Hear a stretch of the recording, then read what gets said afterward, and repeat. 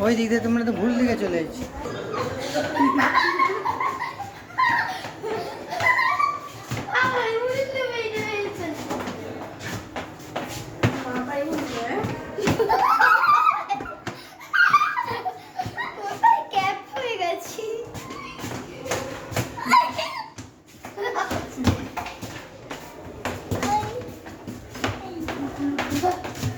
এবার ঢুকতে পেরেছো ভিতরে?